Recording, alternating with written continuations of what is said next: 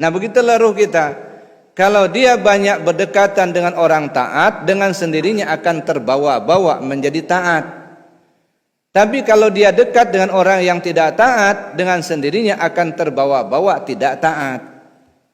Oleh karena itulah, nah ketika jasad ini memang sudah nggak bisa diselamatkan, maka jangan lupa ruhnya harus diselamatkan.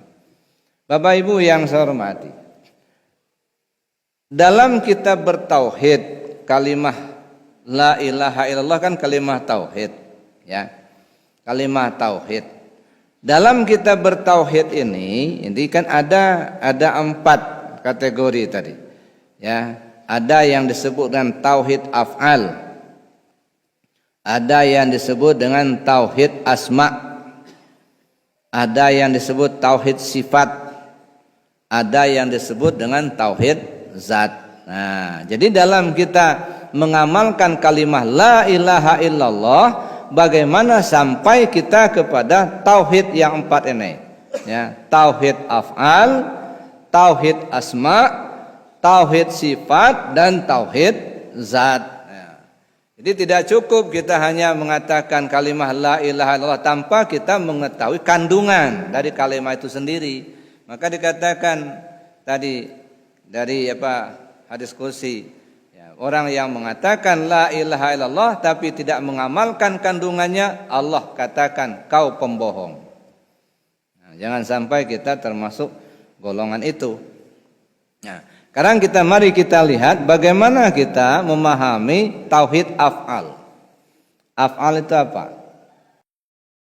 Perbuatan, ya. Jadi af'al itu perbuatan. Perbuatan ini terjadi, gitu ya. Bisa baik, bisa tidak baik atau buruk, ya.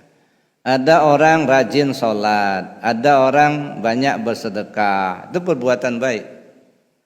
Tapi ada orang rajin judi, ada orang maling, itu perbuatan buruk.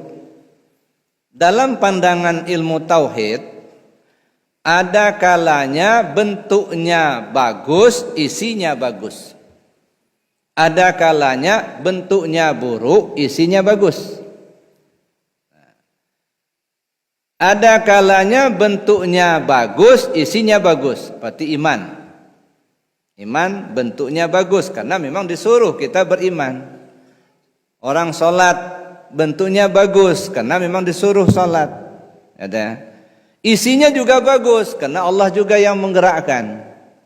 Orang tidak akan bisa melakukan sesuatu kecuali Allah lah yang menggerakkan. Wallahu khalaqakum wa ma ta'malun.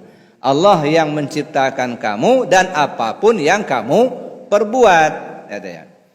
Lalu ada lagi bentuknya buruk, isinya bagus. Maling. Maling itu maksiat lah.